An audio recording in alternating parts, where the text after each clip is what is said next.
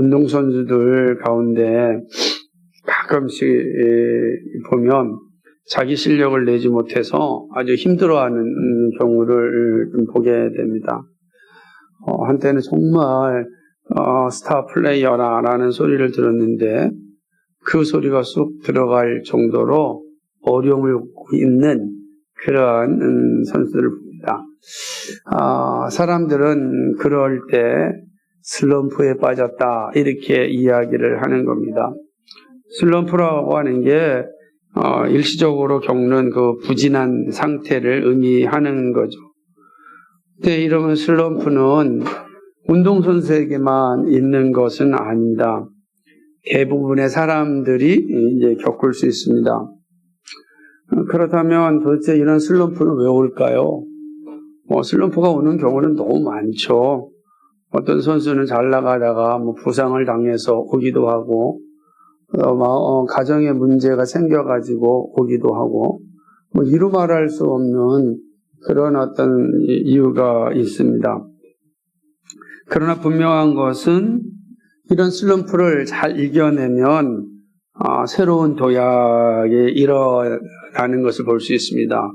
그래서 다시금 또 잘하면 슬럼프를 잘 이겨내서 다시금 정상으로 돌아왔습니다. 이런 이야기를 하는 것을 이제 듣게 되는 것입니다. 하지만 그 슬럼프를 이겨내지 못하면 그 자리에서 주저앉고 마는 것입니다. 그렇기 때문에 슬럼프에 빠진 사람들은 이 슬럼프에서 벗어나기 위하여 정말 온 힘을 다하는 것을 이제 볼 수가 있습니다. 그런데 이런 슬럼프가 일상의 영역에만 있는 것도 아니고 신앙의 영역에도 이제 생겨납니다. 그래서 신앙의 영역에 나타난 이 슬럼프를 우리는 무엇이라고 말하냐면 영적 침체라 이렇게 말하는 것입니다. 그러니까 영적 침체라는 것은 영적으로 잠깐 부진한 상태라고 말할 수도 있지만 조금 더 신앙적으로 표현을 한다면 영적 침체는 영적으로 시험을 당하여서 깊은 슬픔의 자리에 떨어져 있는 것, 그러니까 이게 이제 영적 침체라고 이제 할 수가 있는 것입니다. 영적 침체는 슬럼프가 모든 사람에게 오듯이 특별한 사람에게만 오는 것은 아닙니다. 누구에게나 올 수 있는 게 이 영적 침체라고 할 수가 있는 것입니다. 근데 이 영적 침체도 슬럼프와 같이 벗어나면 영적인 도약을 합니다. 그래서 믿음의 장성한 분량으로 자라나는 그런 발돋움을 하게 됩니다. 하지만 이 침체에서 벗어나지 못하면 마치 예수 믿지 않는 자리에 이르기까지 깊은 자리, 마치 지옥 문 앞에 가 있는 그러한 상태까지도 이르게 되는 것입니다. 그래서 영적 침체에서 벗어나는 일이 정말 중요하다라고 하는 것입니다. 영적 침체가 극복하면 영적 성장이라는 선물을 받지만 정말로 이 극복하지 못하면 오랫동안 우울하게 되고 또 때로는 교회 공동체도 떠나게 됩니다. 그리스도의 몸이 붙어있는 지체인데 그리스도의 몸에서 스스로 떨어져 나간다? 이게 참 얼마나 끔찍한 일입니까? 왜냐하면 가지가 나무에서 떨어져 나가면 계속 마르거든요.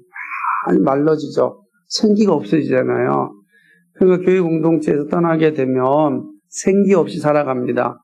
그래서 그 생기 없는 삶을 들키지 않기 위하여서 정말 이 세상이 추구하는 온갖 즐거움을 다 감당하려고 합니다. 놀러 다니기도 하죠. 술도 먹죠. 온갖 쾌락도 즐기죠. 허영심도 가지고 살아가죠.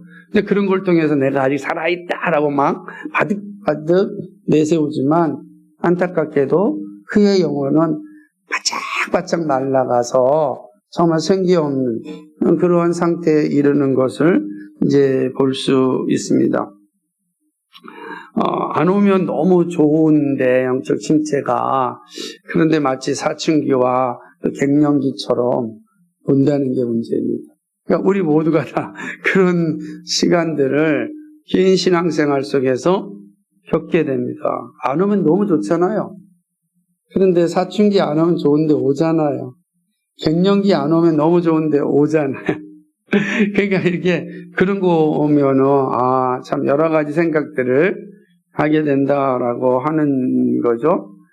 본문에 기록된 세례 요한도 아주 지독한 영적 침체를 겪었습니다. 세례 요한이 겪은 영적 침체의 모습, 그리고 이를 이기게 하신 예수님의 처방은 오늘 우리에게도 그런 상황이 왔을 때 어떻게 해야 하는지를 알려주고 동시에 극복할 수 있는 그런 위로도 우리에게 줍니다. 세례 요한이 겪은 영적 침체는 자신의 상황과 예수님의 모습에서 시작하였습니다.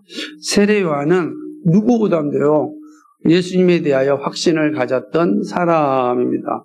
그의 확신이 엄청났던 걸 보게 됩니다. 왜냐하면 예수님에 대한 그의 고백을 보면은 알 수가 있습니다. 요한복음 1장 29절을 보게 되면은 예수님께서 자기에게 나오심을 보고 그가 이렇게 이야기를 하는 것입니다. 보라, 세상 죄를 지고 가는 하나님의 어린 양이다. 세례 요한이 예수님을 보고서 세상 죄를 지고 가는 하나님의 어린 양이라고 고백을 하였던 것입니다. 요한복음 1장 34절에서도 뭐라고 얘기하냐면 내가 예수님을 보고 그가 하나님의 아들이심을 내가 증언하였다 그래요. 그러니까 세례 요한이 예수님을 볼 때 예수님이 누구라고요? 하나님의 아들이다. 그건 뭐예요?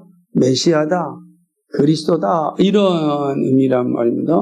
그렇게까지 확신을 가졌습니다. 이런 확신이 있었기 때문에 요한복음 3장 3절에 가면은 세례 요한이 뭐라고 얘기하냐면 예수님은 흥하여야 하겠고 나는 쇠하여야 합니다. 이렇게 고백하였습니다. 이거 보통 신앙 고백이 아니지 않습니까? 그러니까 이런 확고한 신앙 고백을 가지고 있었던 세례 요한이었습니다. 그런데 그가 오늘 본문에 보면 예수님에 대하여 강한 의심을 가지고 있는 것을 보게 됩니다. 오늘 본문에 나타난 세례 요한의 모습은 매우 초라해 보입니다. 물론 지금 세례 요한이 처한 상황은 아주 어려운 상황입니다. 분봉왕 헤롯에 대하여 강하게 말씀을 전하였다가 그만 감옥에 갇혀서 사형수로서 지금 시간을 보내고 있는 겁니다.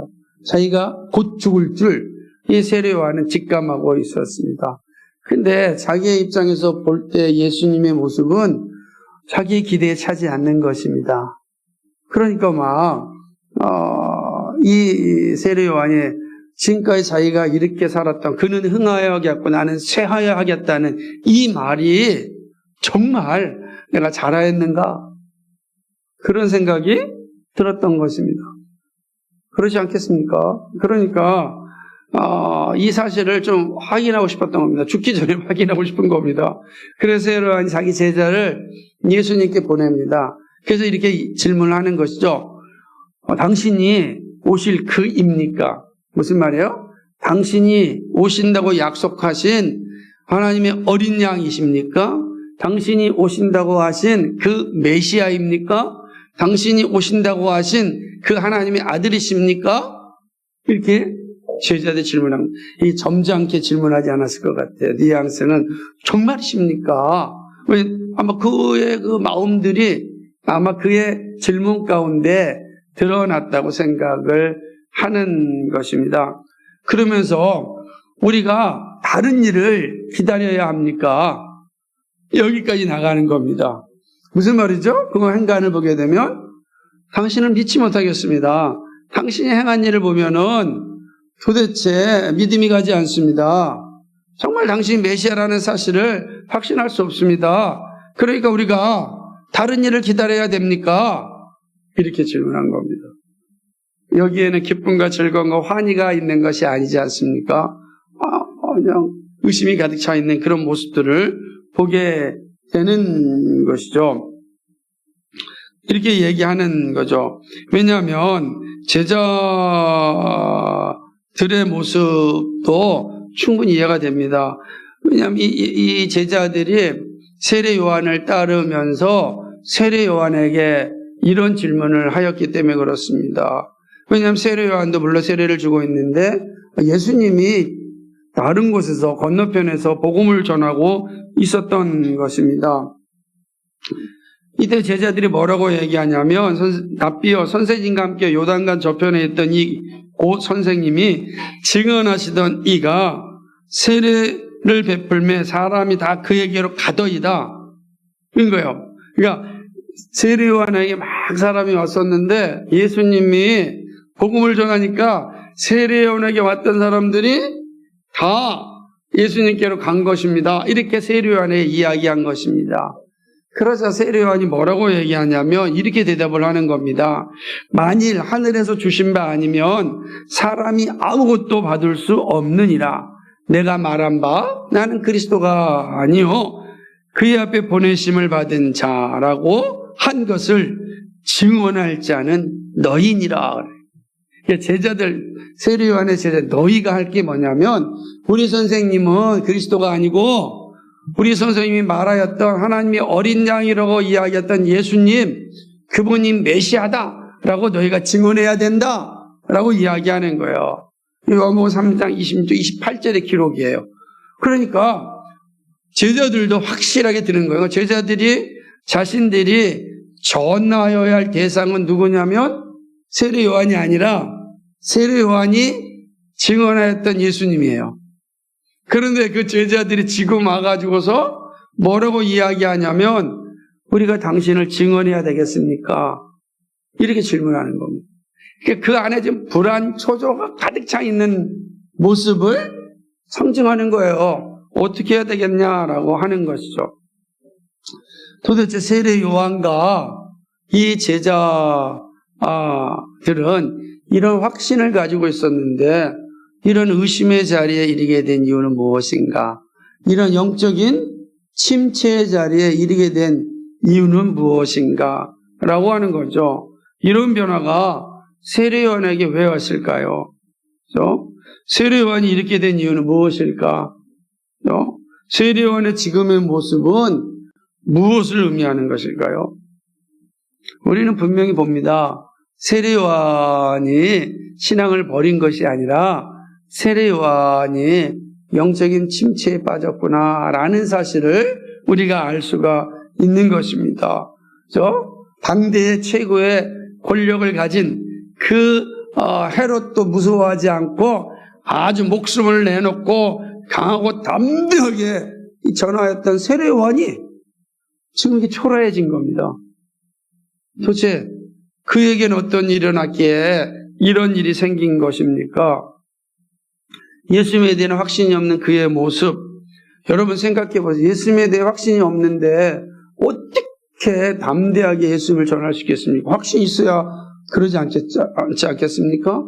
여러분 시험을 볼 때 확실한 문제가 있으면 두 눈 보지 않고 탁탁 답을 딱 찍지만 아니 확신이 없으면 어떻게 돼요? 확신 없잖아요. 찍잖아요. 그냥 맞는지 안 맞는지 모르겠다. 세례 요한도 마찬가지 아니겠어요? 그전에는 확신이 있었기 때문에 그냥 강하고 담대하게 전하였고 헤롯 앞에서도 당신이 하나님의 뜻을 어겼다. 방대하게 선지자 역할을 감당하였는데 갑자기 세례 요한의 이 모습에는 그런 확신이란 보이지 않는 것입니다. 도대체 세례 요한은 왜 이런 상황이 일어났을까? 그리고 회복은 가능할까? 우리는 이 11장 2절 6절에서 이 사실을 좀 생각해 볼 수가 있습니다. 세례 요한이 영적 침체에 빠진 이유를 우리는 예수님의 말씀을 통하여서 생각하고자 합니다. 저는 크게 세 가지라고 할 수가 있는데 예수님께서 하신 말씀 가운데 하나가 6절 말씀에 보면은 누구든지 나로 말미암아 실족치 아니하는 자가 복이 있다 그랬습니다. 그럼 이 말씀을 보면 세례 요한이 어떻게 됐어요 지금? 실족하였다라고 하는 거예요. 실족하다라고 하는 것이 어떤 의미인지 뒤에 가서 살펴보도록 하겠습니다. 실족하다는 게 이게 헬라어로 얘기하면 스캔달리죠. 영어로 얘기하면 스캔들 이런 거예요. 걸려 넘어지다 라고 하는 뜻입니다. 예수님께 걸려 넘어져 버렸다. 왜? 도대체 무엇 때문에? 라고 하는 거죠. 그래서 이 단어는 의심하다 라고 하는 표현도 의미를 가지고 있습니다. 세례요한이 이렇게 영적 침체에 빠진 이유는 무엇일까? 크게 세 가지로 볼 수 있는데 첫 번째로는 바로 의심입니다. 영적 침체의 큰 원인은 의심이죠. 우리는 이 사실을 예수님의 말씀을 통하여 알 수가 있습니다. 예수님은 세례요한의 질문을 가져온 제자들에게 침체에 빠져있는 세례요한에게 가서 너희가 보고 들은 것을 알리라 이렇게 이야기합니다. 오실 이가 그이십니까? 우리가 다른 사람을 기다려야 됩니까? 이렇게 질문한 것에 대하여 예수님께서 너희는 가서 보고 들은 것을 세례 요한에게 전하라 라고 이야기하는 것입니다. 그게 어떤 내용이죠? 3절입니다.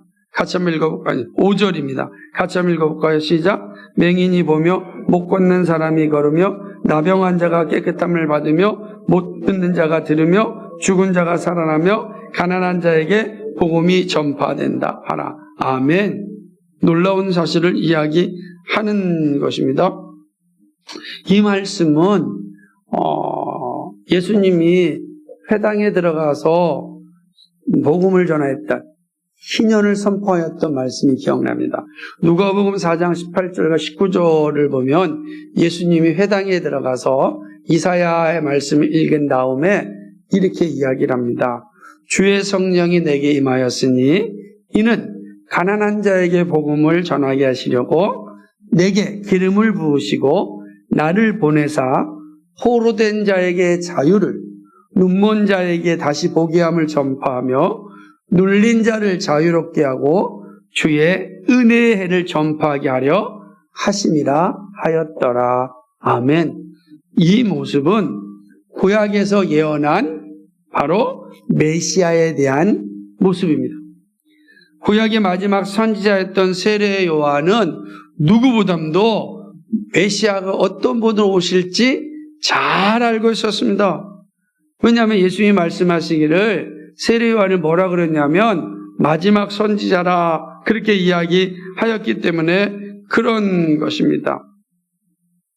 되게 중요한 내용이죠. 그러니까 이런 가르침을 예수님께서 이제 말씀하고 있는 거예요.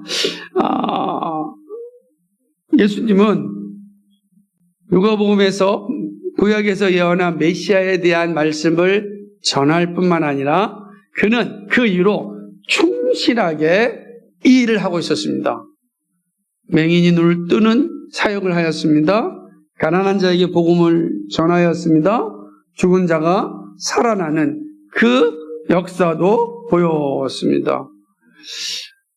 그러니까 예수님이 이미 구약에서 말한 그 메시아의 사역을 충실하게 하고 있는 거예요.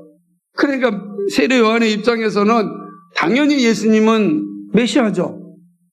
왜냐하면 예수님은 선지자들이 그렇게 전하였던 메시아의 사역을 지금 일상 가운데 하고 있어요. 그런데 갑자기 세례 요한이 예수님을 향하여서 당신이 메시아 맞습니까? 이렇게 질문하였다는 거예요. 그 세례 요한이 지금 어떻게 된 거예요? 지금 선지자로서의 자기가 가지고 있었던 정체성 그리고 선지자에 대한 분명한 이해가 지금 망각되어져 있는 것입니다. 그러니까 이것은 세례 요한이 말씀을 망각하고 들려오는 소식에 예수님을 의심했던 것입니다. 세례 요한이 어디에 갇혀 있어요? 감옥에 있잖아요. 세례 요한 눈으로 예수님의 사역을 못 봤잖아요. 그러면 세례 요한이 듣는 것은 뭐예요? 들려오는 소리로 예수님을 이해하고 있었던 것입니다. 들려오는 소리가 잘 분별해야 됩니다. 우리 시대는 들려오는 소리, 특히 가짜뉴스가 얼마나 끔찍한지 몰라요. 저는요, 가짜뉴스에 현혹당하는 한국 사람들이요, 보이스피싱에 잘 넘어가는 겁니다. 늘 똑같거든요. 늘 그런 거에. 그죠? 가짜뉴스 속았던 사람들은 보이스피싱에서 쉽게 속아요. 들려오는 소리 정신 바짝 차려야 돼. 잘 분별해야 되는 거. 세례요한은 들려오는 소리에 예수님에 대해서 지금 오해하였고 결국은 그가 예수님이 오실 그이십니까? 라고 하는 침체 자리에 이르는 겁니다. 그러니까 예수님이 제자들에게 다른 말 한 것이 아니라 내가 메시아 맞다라고 말할 필요가 없었어요. 왜? 세례요한은 선지자니까 뭘 얘기하죠? 구약에서 얘기했던 선지자의 모습처럼 내가 가난한 자에게 복음을 전하고 눈먼 자를 뜨게 하고 병든 자를 낫게 하고 죽은 자를 살리게 하고 가난한 자에게 온전히 복음이 전파된다. 그걸로 세례요한한테 가서 이야기하라 하는 겁니다. 세례요한이 제자들로부터 이야기를 들었을 때 어떤 상태가 됐을 것 같습니까? 아멘. 의심하지 않고 기쁨으로 순교의 자리에 섰을 것이라 확신합니다. 그렇구나. 왜? 누구의 세례요한은?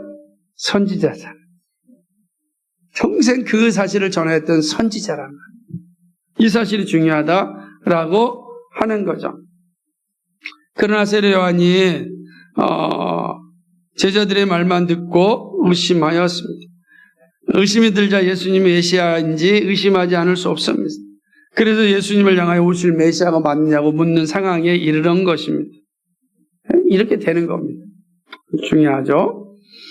우리도 종종 의심이 들 때가 있습니다.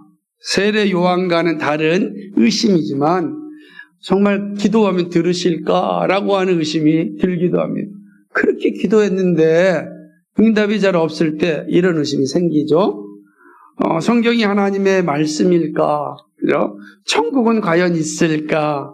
그죠? 죽은 자가 다시 살아나는 것이 가능한 일일까? 이런 의심들, 작은 의심들. 그러나 아주 끊임없이 우리를 괴롭히는 의심들, 우리에게 있습니다. 신앙생활을 오랫동안 하면 할수록 이 의심들이 사라지는 것이 아니라 종종 생겨나는 것을 보게 됩니다. 의심이 오면 정말 침체가 오는 것입니다. 믿음 생활 잘한다고 세상에서 나아지는 것이 있을까?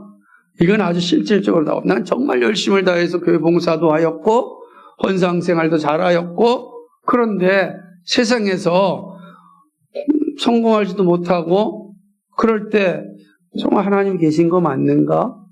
이런 의심들 오게 되는 거죠. 근데 이런 의심이 딱 들어오면요, 이게 반드시 영적 침체로 이르게 합니다. 이것을 해소하지 못하면 이제 외적으로 보이는 것도 다 의심하게 됩니다. 외적으로 보이는 것이 뭐죠? 목사의 말도 의심하게 됩니다. 책망하는 말도 의심하게 됩니다. 성도의 충고도 의심하게 됩니다. 성도가 기도해 주겠다고 해도 의심합니다. 정말 기도할까? 말만 기도한다고 해서 기도하지 않는 거 아니야? 라는 생각이 듭니다. 이런 말이야. 이미 내적인 영적 침체는 외적으로 보이는 것을 이제 불신하게 만들게 됩니다. 그러면 헤어나올 수 없는 상황 가운데 떨어지게 되는 거죠. 한 번은 예수님과 제자들이 복음을 전하다가 예수님께서 제자들을 먼저 갈릴리 바다 배를 타고 건너가게 하셨습니다. 저녁 때 비바람이 막 부는 상황이었습니다. 근데 제자들만 배에 타고 있는데 멀리서 보니까 예수님이 이 바다 위를 걸어오고 계시는 것입니다. 놀라운 사실이죠. 이 사실 보고 베드로가 너무너무 기뻐서 예수님 저도 오라고 하십시오 라고 요청을 합니다. 그런데 예수님을 보고 기쁜 마음으로 다가갔다가 그만 베드로가 바다에 빠지는 상황에 이르게 됩니다. 이때 예수님께서 베드로를 책망하시면서 하신 말씀이 많이 우리가 귀담아 들어야 됩니다. 마태복음 14장 28절과 32절 한번 찾아볼까요, 여러분? 마태복음 14장 28절과 32절을 같이 한번 읽겠습니다. 28, 30절 시작. 베드로가 대답하여 이르되 주여 만일 주님이시거든 나를 명하사 물 위로 오라 하소서 하니 오라 하시니 베드로가 배에 내려 물 물 위로 걸어가 예수께로 가되 바람을 보고 무서워 빠져가는지라 소리질러 이르되 주여 나를 구원하소서 하니 예수께서 즉시 손을 내밀어 그를 붙잡으시며 이르시되 믿음이 작은 자여 왜 의심하였느냐 하시고 배에 함께 오름에 바람이 그치는지라. 아멘. 왜 의심하였느냐? 의심이 뭐죠? 믿음이 작게 만든 거, 침체하게 만든 겁니다. 그렇게 되게 되어 있습니다. 이렇듯 세례 요한 그리고 베드로 믿음의 선배들도 의심이 들면 반드시 침체에 빠진다. 그러므로 영적 침체의 중요한 첫 번째 원인은 의심이다. 의심. 두 번째는요, 영적 침체의 두 번째 원인은 조급함입니다. 영적 침체를 잘 생각해 보십시오. 세례 요한은 지금 감옥에 갇혀 있습니다. 언제 사형이 집행될지 모릅니다. 그런데 들려오는 소리는 이거 자신이 생각했던 것과 다릅니다. 그러니 얼마나 조급하겠습니까? 생각해 보십시오. 그리스도인들이 핍박을 하게 되고 이제 정말로 고난의 길을 가야 되는 이 상황 가운데 하나님께 약속하신 복음을 전하였던 세례 요한의 입장에서는 조급한 것입니다. 자신은 쇠하여야 하고 주님은 흥하여야 하는데 자신은 쇠하여지고 있는데 주님이 흥하여지는 모습이 보이지 않습니다. 자신은 쇠하여지잖아요. 감옥을 가고. 그런데 그러려면 예수님이 흥해야 되는데 예수님도 흥하는 모습이 보이지 않습니다. 실족할 만하죠? 안 그러겠습니까? 그렇게 되는 것입니다. 그러니까 이런 모습들을 우리가 잘 있어야 되는 것입니다. 참 세례 요한의 마음이 참 이해가 되죠. 이런 상황에 세례 요한을 지치게 하였고 조급하게 만들고 마침내 예수님을 향하여 그리스도입니까? 우리가 다른 사람을 기다려야 합니까? 라고 하는 상황에까지 이르게 된 것입니다. 세례 요한은 우리가 다른 사람을 기다려야 하니까 묻습니다. 여기는 너무 조급함이 묻어 있잖아요. 지금 400년 동안 복음이 들려지지 않았다가 400년 뒤에 세례 요한이 하나님 부르셨단 말이에요. 이 긴 기간도 견뎠는데 지금 세례 요한 영적 침체에 온 거예요. 조급함 때문에 얼마 되지도 않았는데 예수님의 나이까지 생각하면 세례 요한까지 생각하면은 한 40년도 안 된 상황이에요. 그리고 예수님이 지금 공생에 3년밖에 안 왔잖아요. 그런데 이 조급함이 들어가니까 시간을 보지 못하고 이게 이제 침체에 빠지게 되는 것입니다. 빨리 주님의 영광을 보고 싶은 마음이죠. 세례 요한의 상황을 이해가 됩니다. 그러나 조급함이 예수님의 일하심을 보지 못하게 하였습니다. 복음의 실체를 이해하지 못하게 하였습니다. 조급함이 영적인 맹인이 되게 하였고 마침내 영적 침체에 빠지게 한 것입니다. 이 조급함 때문에 신앙생활에서 끔찍하게 괴롭히는 것이 조급함입니다. 특별히 기도에 있어서 조급함이 얼마나 큰 문제인지 모릅니다. 조급함 때문에 하나님의 일하심을 보지 못합니다. 하나님의 섭리는 중요하지 않습니다. 자신의 이 조급함만 해소하기를 바라는 그런 모습을 보여주게 됩니다. 그럼 여기 침체가 반드시 따라옵니다.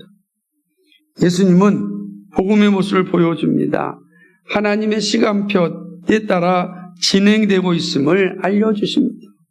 봐라, 선지자인 세례 요한을 향하여 나는 하나님의 시간표대로 지금 가고 있다. 세례 요한도 뭘 기다려야 돼요? 하나님의 시간표를 바라봐야 되는 거예요. 그런데 조급함 때문에 하나님의 시간표가 보이지 않고 빨리 이루어지길 원하는 겁니다. 조급하니까 하나님의 일하심이 보이지 않아요. 지금 하나님이 기가 막히게 일하시고 계신데 보이지 않는 겁니다. 우리에게도 그럴 수 있습니다. 우리에게도. 우리가 영적으로 조급하면 지금 하나님이 잘 일하고 있는데 이걸 보지 못하는 거야. 이를 보지 못하면 뭐가 돼요? 침체가 오는 겁니다. 그런 자리에 이르게 된다라고 하는 거죠. 우리 교회가 2030 기준을 놓고 기도할 때 이럴 수가 있는 겁니다. 안 그러겠어요? 10명의 교회를, 선교사를 10명의 교회를 세우고 10명의 선교사를 파송하고 100명의 교회 100명의 선교사를 후원하고 500만 명의 복음을 전하고 사회적 약자를 섬기면서 교회의 균형을 세우자. 20년 전에 우리의 기도 제목 20년이 지났는데 10명은커녕 10교회는커녕 그러지 않습니까? 여러분 어떻게 생각해요? 그런 기도할 때마다 이거 되지도 않는 기도 맨날 해야 돼 이거 그런 생각 갖지 않습니까? 저도 가끔 그럴 때가 있어요. 야 이제 얼마 있지 않냐면은 은퇴도 할 수 있는 나이인데 10명의 선교사 10개의 교회 100명의 선교사 100개의 교회 그런 생각 들 수가 있는 것입니다. 현실을 보면 가당치 않게 보입니다. 웃음이 나올 수도 있습니다. 그러면요 시험이 듭니다. 시험이 드는 거예요. 이거 우리 욕망 아닌가? 시험이 드는 거지. 욕망이라면 이런 거 하지도 않겠지만요. 그죠? 그런 생각이 드는 겁니다. 이 기도 꼭 해야 되는지 의심이 들기도 합니다. 그러나 여러분 이것이 하나님의 뜻이라면 우리의 방법대로 이루어지는 것이 아니라 하나님의 방법대로 이루어지는 것입니다. 그러나 하나님의 우선순위가 아니라면 볼 때 이게 우선순위가 아니라 미뤄지는 거예요. 이게 하나님의 뜻이라 그러면 하나님 이루시고 이게 너희의 우선순위가 아니다 그러면 미뤄지는 겁니다. 우리는 하나님의 일하심을 믿고 조급함 없이 기다리며 인내하는 것이 우리가 할 일인 것입니다. 우리는 조급할 이유가 없습니다. 조급해서 교회의 본질을 잃어버리면 안 되는 것입니다. 교회의 본질이기 때문에 기도하는 것이지 교회의 본질이 아니라 뭐하러 기도하겠습니까? 그 교회의 본질이라면 우리는 조급할 필요가 없습니다. 인내하며 그 일을 감당하면 되는 것입니다. 우리는 기대하고 기도하고 행동할 뿐입니다. 무엇인가 잘 안 이루어진다고 조급하다가 더 깊은 수렁에 빠질 수 있습니다. 여러분의 삶의 모습도 마찬가지입니다. 교회의 모습만 아니라 여러분이 기도하는 모든 것들도 동일합니다. 조급하지 마십시오. 하나님이 지금도 일하고 계십니다. 하나님의 일하심을 기대하면서 기도하고 여러분의 자리에서 행동하시면 됩니다. 그럼 하나님께서 가장 좋은 때에 일을 이루시는 것입니다. 약속을 믿고 인내의 자리에 있어야 되는 겁니다.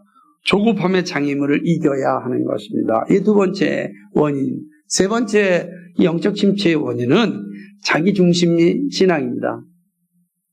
세례요한이 예수님께 질문한 내용을 보면 이런 모습을 떠오를 수 있습니다. 의심과 조급함의 근저에 있는 자기중심입니다.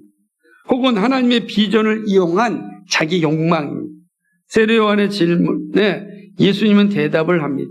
너희는 가서 듣고 보는 것을 알리라고 이야기합니다. 바로 희년의 복음입니다. 맹인이 봅니다. 못 걷는 사람이 걷습니다. 나병한 자가 깨끗함을 얻습니다. 못 듣는 자가 들으며 죽은 자가 살아나고 가난한 자에게 복음이 전파됩니다. 이 내용은 뭐냐면 이거는 사람들이 생각할 때 변할 수 없는 현실이다 라는 것을 이야기하는 겁니다. 그런데 예수님이 오셔서 왜요? 그 변할 수 없는 것을 변화시켰습니다. 새 시대가 왔다는 것입니다. 메시아가 왔다는 것입니다. 이 새 시대가 온 거예요. 그렇죠? 소망이 없는 이들에게 소망이 주어졌습니다. 생명이 없는 이들에게 생명이 주어졌습니다. 새 시대, 새 세상이 왔습니다.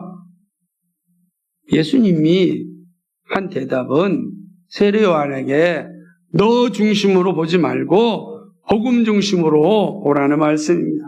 그리스도 중심으로 바라보는 라는 말씀입니다. 자기 중심이 되면 하나님의 일하심이 보이지 않고 때로는 왜곡하게 됩니다. 그런데 세례요한은 자신의 시간표대로 자신의 생각대로 이루어지기를 기대하였습니다. 그러기에 복음의 놀라운 역사가 눈앞에 들어오지 않았습니다. 지금 예수님께서 새 시대, 새 세상이 와서 복음의 놀라운 역사가 막 일어나고 있는데 세례 요한의 눈에 보이지 않는 거예요. 자기 중심에 빠져 있어서 그게 아니라 자기가 원하는 걸 예수님이 해야 되는 겁니다. 안 그러겠어요?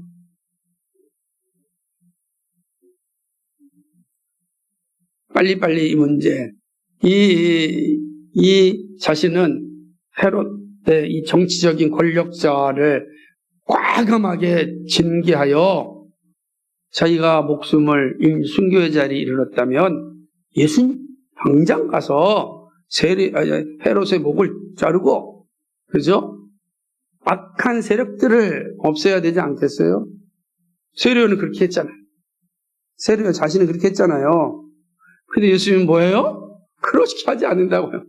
여전히 갈릴리 돌아다니시고 산에 가서 복음 전하시고 또 두로에 가서 시돈에 가서 복음을 전하고 그리고 산에서 들에서 잠자고 그러는 거예요. 걔는 지붕이지만 나는 놀 자리도 없다 이렇게 말씀하시고,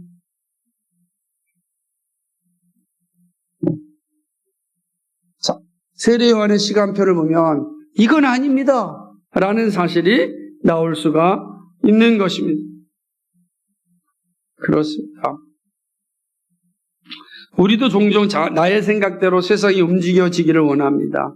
나의 생각과 방식과 시간의 뜻이 이루어지길 바랍니다. 가끔 어떤 사람이 이렇게 얘기합니다. 악한 사람을 보면서 악한 짓을 하는 사람들 보면 하나님은 뭐 하십니까?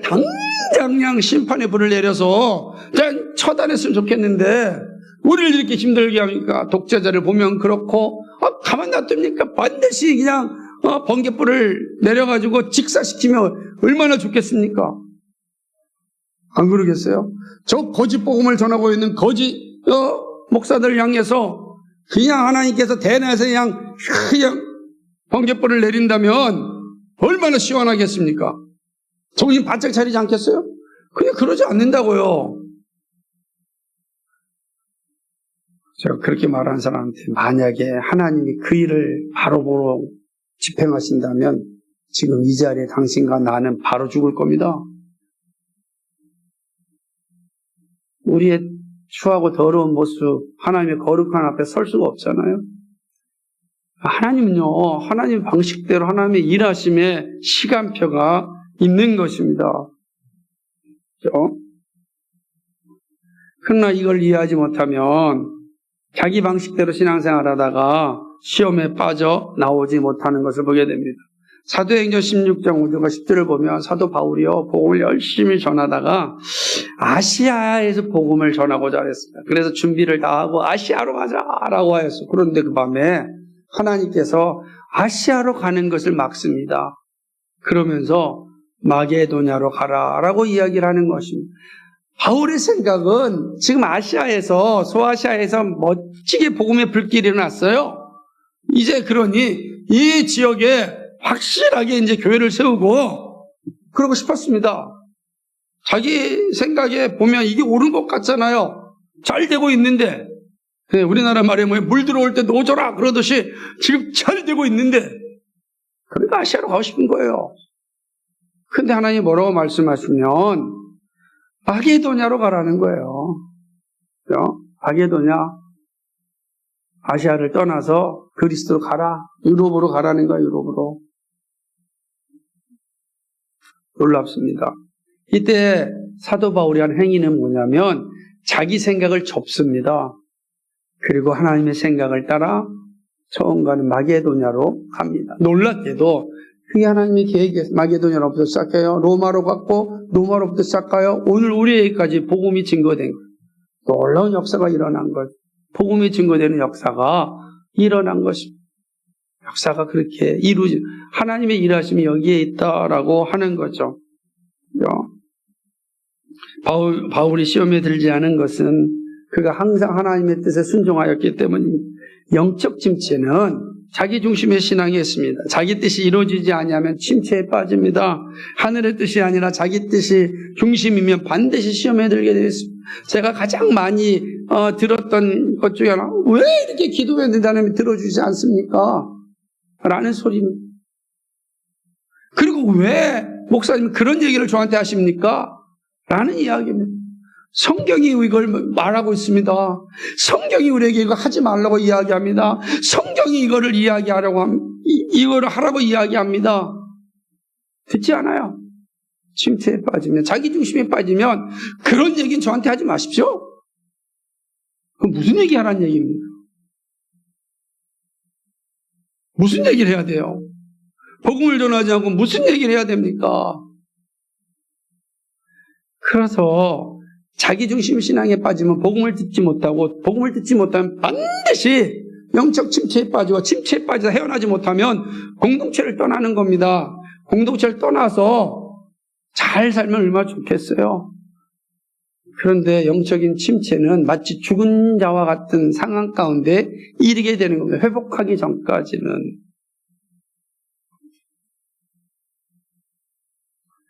그러므로 하나님의 뜻을 묻는 훈련을 잘 해야 됩니다. 그렇죠?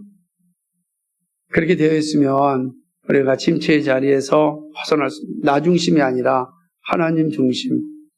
이게 중요합니다. 이렇게 의심과 조급함과 자기중심의 신앙은 영적 침체를 맞이하게 되는 통로입니다. 누구나 이런 상황이 오면 영적 침체에 빠지게 됩니다. 우리는 이런 침체에 벗어나는 일이 중요합니다. 자, 그럼 어떻게 벗어나야 되는가? 이 역시 주님의 말씀에 답이 있습니다. 본문 6절에 보니까 다시 한번 보면, 다시 보겠습니다. 시작. 누구든지 나로 말미암아 실족하지 아니한 자는 복이 있도다 하시니라. 아멘. 우선요, 영적 침체에서 벗어나는 길은 말씀이 육신이 되신 예수님 편이 되고 예수님으로 만족할 때입니다. 그것이 우리가 침체에 벗어나는 길입니다. 예수님은 나로 말미암아 실족하지 아니한 자가 복이 있다 그랬습니다. 앞서 말씀드렸듯이 실족하다, 스칸달리조는요, 수동태 용어로서 기분이 상하는 것을 의미합니다. 그러나 이 말은 단지 감정이 상하는 것으로 끝나지 않고 급기야는 예수님을 회피하고 의심에 빠지는 것까지 의미합니다. 그래서 오늘날 영어로 스캔들이라고 하는 것이죠. 스캔들 한번 나면 다 넘어지지 않습니까? 다 걸려 넘어지잖아요. 뭔가 스캔들에 빠지면. 사실 그래서 예수님 스캔들로 오신 거예요, 이 세상에. 이렇게 본다면 이 말은 세례요한을 우선으로 하면서 누구든지 예수님 때문에 걸려 넘어지거나 의심의 죄에 빠지는 자는 복이 있다는 걸 얘기하는, 빠지지 않는 자는 복이 있다는 말씀입니다. 이 의심의 죄에 빠지지 않는 자가 참된 복을 가진다는 거예요. 여기서 복은요, 구원의 복이고 생명의, 영생의 복이고 새하늘과 새 땅에 들어가는 복을 의미합니다. 예수님을 의심하고 걸려 넘어지거나 예수님으로 또 도피하는 죄에 빠지지 않는 자가 복이 있다는 거예요. 여러분, 왜 예수님이 이런 말씀을 하셨을까요? 그건 예수님 때문에 실족하는 자가 있기 때문에 그런 것입니다.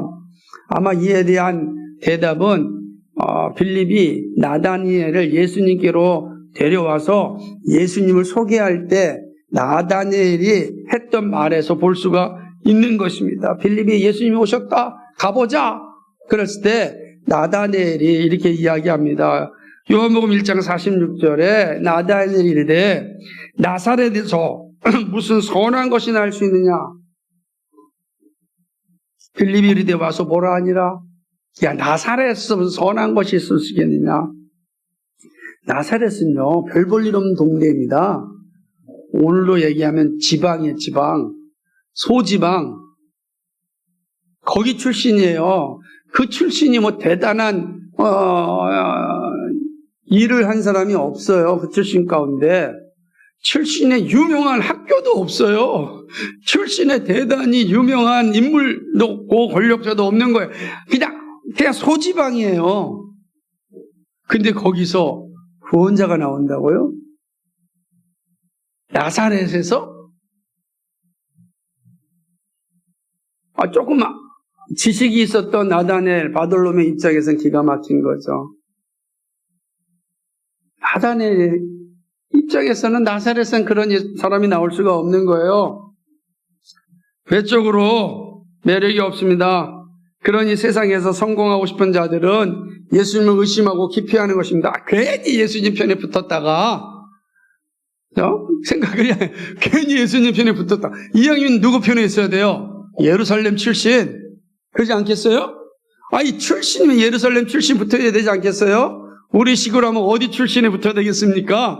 출신에 거기 붙어야 되는 거 아니에요? 그런데 나사렛 출신요? 그게 바로 이제 걸림돌이 되는 거예요. 매력이 없는 거죠. 또한 가룟 유다처럼 자신이 기대하는 것을 주지 않을 때 예수님을 배반하고 떠났습니다. 가룟 유다에게 예수님 스캔들이었죠. 그러지 않겠어요? 오늘도 회심하기 전 나다나엘과 타락한 가룟 유다처럼 예수님을 기피하는 사람이 많이 있습니다. 근데 여러분, 이 침체에서 벗어나면 놀라운 일을 합니다. 가룟 유다는 벗어나지 못해서 죽음에 이르렀습니다. 바돌로메, 나다니엘은 이 침체에 벗어나서 어떤 사람이 됐습니까? 세계 최초의 기독교 국가가 되는 아르메니아에 복음을 전하였습니다. 그래서 지금도 아르메니아 가면 모든 조각상에 바돌로메와 다데오가 다 기록되어 있어요. 아무도 가지 않는 그 땅, 바돌로메가 갔습니다. 나사렛에서 무슨 선한 것이 날 수 있느냐라고 말했던 바돌로메가 그 역할을 하였던 것입니다.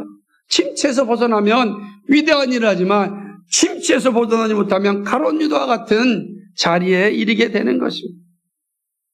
예수님을 하나님으로 생각하지 않고 단지 좋은 선생으로 생각하면 결코 죄로부터 구원을 얻을 수가 없습니다. 그렇게 되면 슬픔의 일을 가는 삶으로 끝나게 됩니다. 사랑하는 여러분, 예수님은 결코 우리에게 실망을 주지 않습니다. 여러분, 그런 걸 결코 의심하지 말고 기피하지 말고 예수님의 말씀을 믿고 가까이 하시기 바랍니다. 예수님께 기도하였는데 응답이 늦어진다고 의심하고 실족하지 말아야 됩니다. 예수님의 생각이 우리보다 옳습니다. 끝까지 예수님 한 분만으로 만족하시기 바랍니다. 예수님이 내 편이 되어야 합니다. 예수님이 내 편이 될 때 능력을 얻을 수 있습니다. 영적 침체를 이기고 영적 성숙에 이르는 길입니다. 내 편이신 예수님은 끝까지 우리를 사랑하시고 마침내 영광에 이르기까지 우리를 위하여 일하십니다. 그러므로 끝까지 예수님을 믿고 사랑하시기 바랍니다. 이것이 영적 침체를 막는 길이고 다시 회복하는 시작이 되는 것입니다. 예수님은 항상 우리 편이셨습니다. 여러분 편이셨습니다. 우리가 예수님 편에 서야 되지 않겠습니까? 어떠한 순간에도 이게 우리가 침체에 빠지지 않고 빠졌다 할지라도 다시 회복하는 길입니다.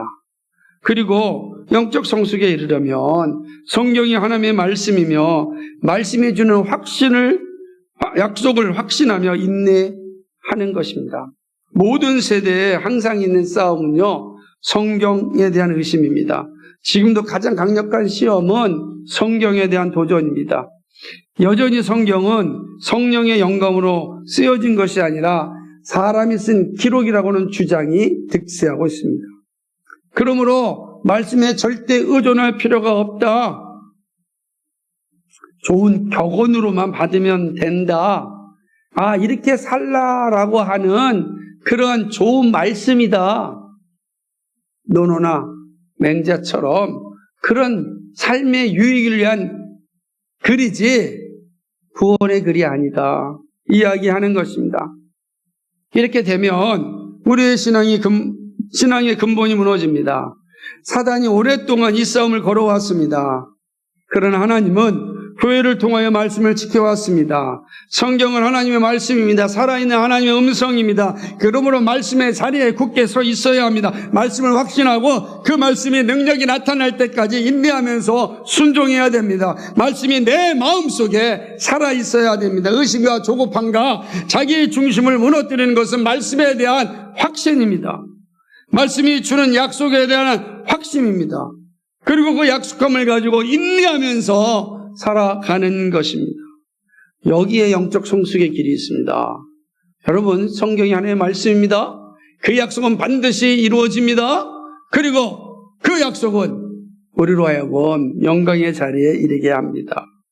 그러니까 약속을 붙잡고 인내함으로 살아야 됩니다. 이것이 우리가 침체에 빠지지 않는 일이고 성숙에 이르는 길입니다. 마지막으로는 영적 성숙한 삶을 살려면 천국의 복을 일상에서 늘 누려야 합니다. 예수 믿음으로 말미암아 실족지 않는 자는 복이 있습니다. 예수 믿음으로 인하여 어려움이 오고 고난이 올 때도 의심치 않고 믿음을 지킨 사람이 복이 있습니다. 이 복은 영생의 복이고 구원의 복이고 천국의 복입니다. 예수 믿는 신자에게 주어지는 선물입니다. 예수님은 천국의 영광을 세례요한의 모습을 통하여 비유하였습니다. 내가 진실로 너에게 말하노니 여자가 낳은 자 중에 세례요한보다 큰 이가 일어남이 없도다. 그러나 천국에서는 극히 작은 자보다 자라도 그보다 크니라. 마태복음 11장 11절 말씀입니다.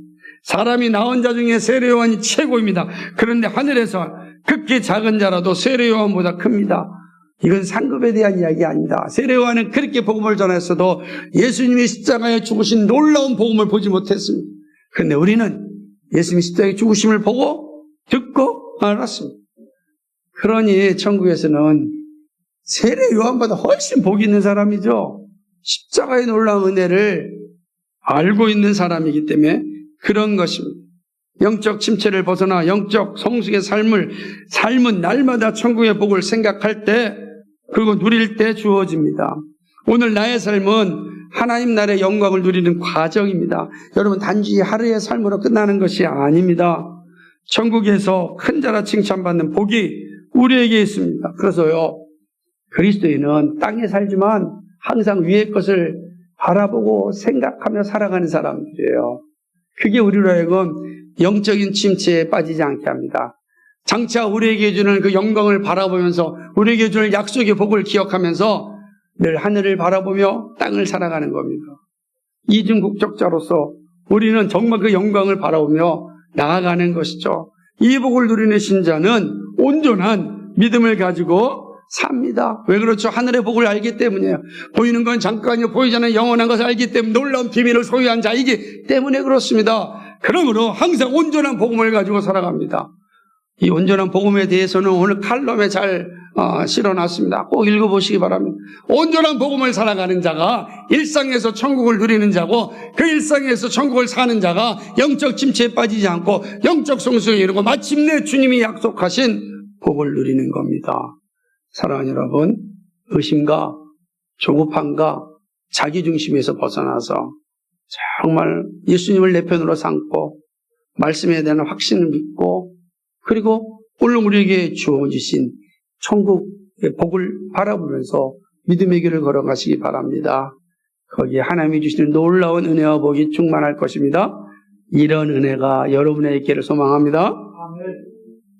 거룩하시고 자비하신 하나님 아버지, 참 고맙고 감사합니다.